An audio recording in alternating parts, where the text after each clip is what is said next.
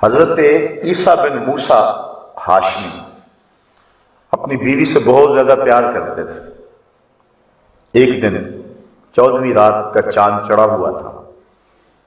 تو بس سبقت لسانی کہہ لیجئے، کہنے لگے اگر چاند زیادہ حسین ہے تیرے سے تو تجھے تینوں طلاقیں ہوں۔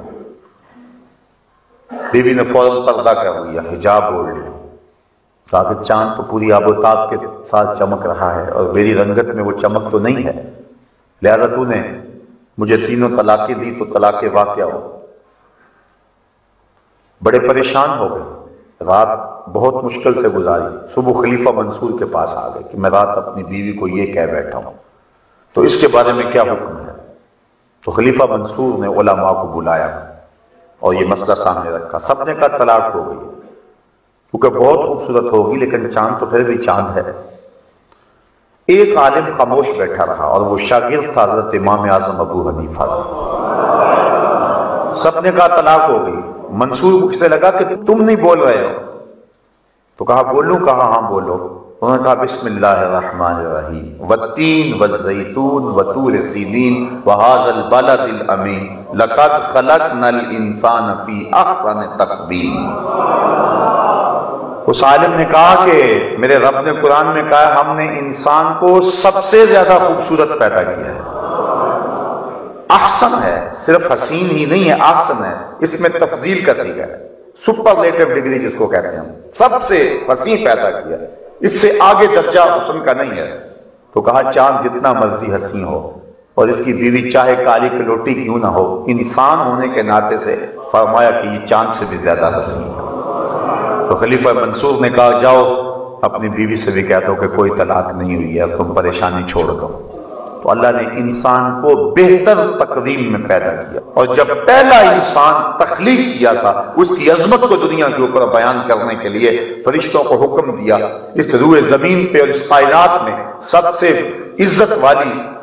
مخلوق تم ہو، لیکن میں تمہاری پیشانی بھی حضرت آدم کے سامنے جھکانا چاہتا ہوں۔ اور اس طرح حضرت انسان کی تعظیم کے جھنڈے گاڑے گئے اور فرشتوں کی جبین نیاز کو حضرت آدم کے سامنے جھکایا گیا، پھر ان کو دنیا کے اوپر بھیجا گیا۔ اسی لیے کسی نے کہا تھا نا کہ فرشتہ کہنے سے میری توقیر گھٹتی ہے،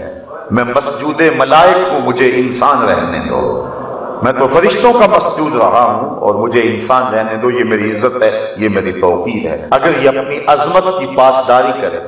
اور اپنے منصب کی حفاظت کرے تو یہ فرشتوں سے بھی بہتر ہوتا ہے، لیکن اگر اپنے منصب کی آبرو اور منصب کی حفاظت نہ جانے تو پھر یہ چوپایوں سے بھی بدتر ہو جاتا ہے۔ اولئک کالانعام بل ہم اضل، اللہ قرآن میں فرماتا ہے یہ چوپایا ہے بلکہ چوپایوں سے بھی گیا گزرا ہے۔ جب یہ گرنے پہ آ جائے تو اس کی حالتیں، اس کی زندگی کے انداز اور تیور اور لچن چوپایوں سے بھی بدتر ہوتے ہیں، تو یہ چوپایوں سے بھی بدتر ہو جاتا ہے اور سخت ترین ذلت کے اندر چلا جاتا ہے۔ فرمایا کہ ہم نے اس کو احسن تقویم میں پیدا کیا ہے، اس کی صورت بڑی اچھی بنائی ہے،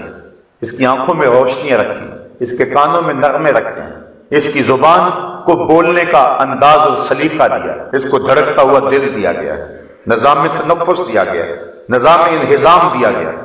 اس کو پٹھوں کا نظام دیا گیا، اس کو پکڑنے کے لیے ہاتھ دیے گئے، اس کو بولنے کے لیے زبان دی گئی، قوت ذائقہ دیا گیا، اس کو سونگھنے کے لیے ناک دی گئی ہے، اور ناک کو منہ کے قریب رکھا گیا کہ جو کھانے لگا ہے اس کے اندر اگر تعفن ہے تو ناک فوراً اس کا احساس کر لے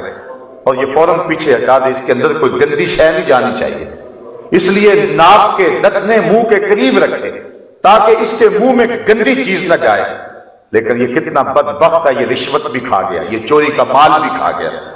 اس نے سمجھا ہی نہ کہ میرے رب نے میرے لیے یہ کتنے اہتمام کیے کہ میرے اندر جس کے اندر ظاہری گندگی ہو وہ بھی میرے اندر نہ جانے پائے،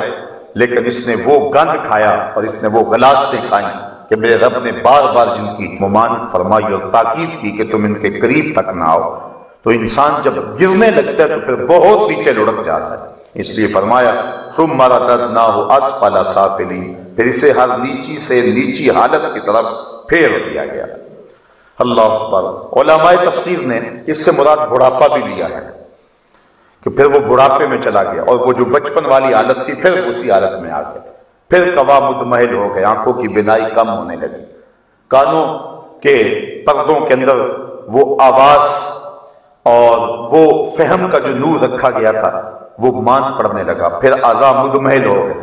پھر ٹانگیں لڑکھڑانے لگی، ہاتھوں کی گرفت کمزور ہو گئی، پھر کڑیل جوان شخص جو تھا جب بڑھاپے کی طرف گیا تو اس کی کمر میں خم آنے لگا، پھر بالوں میں سفیدی اترنے لگی، پھر دانت گرنے لگے، پھر اسی عالم کے اندر جس طرح بچپن میں تھا پھر کسی کا محتاج ہو گیا، پھر گندگی میں پھر جاتا ہے تو خود اپنے آپ کو دھو بھی نہیں سکتا ہے، پھر ایک گھونٹ دودھ کا محتاج ہو گیا۔ زمانہ جس کا محتاج تھا آج اس نے پانی بھی مانگنا ہے تو لوگوں کے چہرے کے تیور دیکھتا ہے، تو زمانہ پھر اسی حالت میں اس کو پلٹا کے لے آیا۔ یہ ہے ثم رددناہ اسفل سافلین۔ اللہ اکبر، کاش کے انسان بوڑھوں کو دیکھ کر اپنی زندگی کو اللہ کی دہلیز پہ لے آئے، کاش کے بچوں کو دیکھے تو اپنی زندگی کو روشنی دے لے، لیکن انسان اگر عبرت پکڑنے لگے تو عبرت پکڑ لیتا ہے، اور نہ پکڑنے پہ آئے تو اس کے سامنے بڑے بڑے واقعات بھی ہو جائیں لیکن یہ عبرت کا نور حاصل نہیں کر سکتا ہے۔